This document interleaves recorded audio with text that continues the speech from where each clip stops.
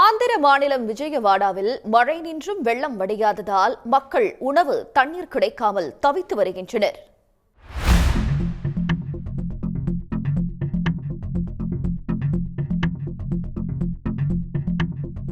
ஆந்திராவில் கடந்த 50 ஆண்டுகளில் இல்லாத அளவில் கொட்டி தீர்த்த கனமழைக்கு இதுவரை 15 பேர் உயிரிழந்துள்ள நிலையில் 4.5 லட்சம் பேர் பாதிப்புக்கு உள்ளாகியுள்ளனர்.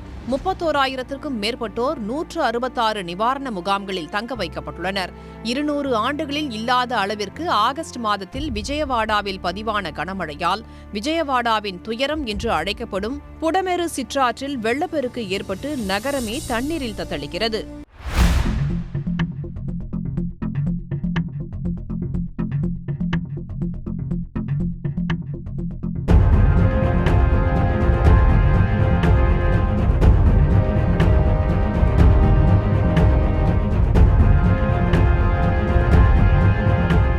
வெள்ளத்தில் சிக்கியுள்ளவர்களை தேசிய மற்றும் மாநில பேரிடர் மீட்புப் படையினர் படகுகள் மூலம் மீட்டு வருகின்றனர். கடற்படையின் ஹெலிகாப்டர்களும் வெள்ளத்தில் சிக்கியவர்களை மீட்கும் பணியில் ஈடுபடுத்தப்பட்டுள்ளன.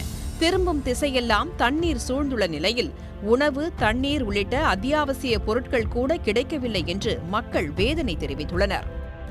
చిన్న పిల్లలు మొన్న సర్జరీ హార్ట్ పేషెంట్ కి సర్జరీ చేసి 10 రోజులు అయింది. డిశ్చార్జ్ అయి ఉంది. చిన్న పిల్లలు నిన్న ఫోన్ చేసి అక్క తీసుకెళ్తాను రండి అక్క, నా పరిస్థితి అసలు బాగాలేదు, పిల్లలు ఏమైపోతారనేసి ఫోన్ చేసి లబో దిబోమని ఏడ్చింది. ఇక్కడ దాకా వచ్చినా మేము కనీసం మమ్మల్ని ఏమైంది కూడా అట్లా వాళ్ళు టైం పాస్ చేస్తున్నారు వేసుకొని. ప్రభుత్వం ఏం చేస్తుందో ఏమో పట్టించుకోవాలి కదండి. జవాలు పట్టించుకుంటారా అండి? పట్టించుకోవాలి కదా. లోపల ఉండేవాళ్ళు ఒక్కళ్ళు పట్టించుకోవట్లేదు. తిన్నారా తినలేదా లేదు. ஆந்திர வரலாற்றில் மிகப்பெரிய கனமழையாக கருதப்படும் திடீர் கனமழைக்கு பெரிதும் பாதிக்கப்பட்டுள்ள கிருஷ்ணா மாவட்டத்தில் பொப்பர்லங்கா கிராமமே நீரில் மூழ்கியது.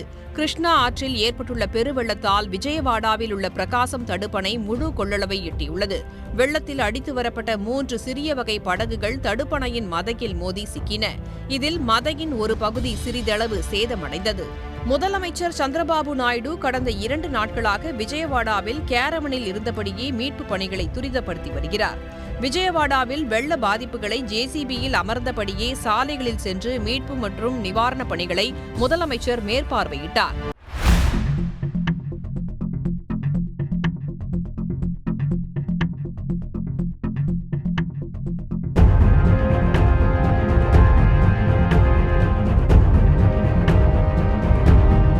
வெள்ளம் சூழ்ந்துள்ள பகுதிகளில் மொட்டை மாடிகளில் தஞ்சமடைந்த மக்களுக்கு ட்ரோன் மூலம் உணவுப் பொட்டலங்கள் விநியோகிக்கப்படுகின்றன.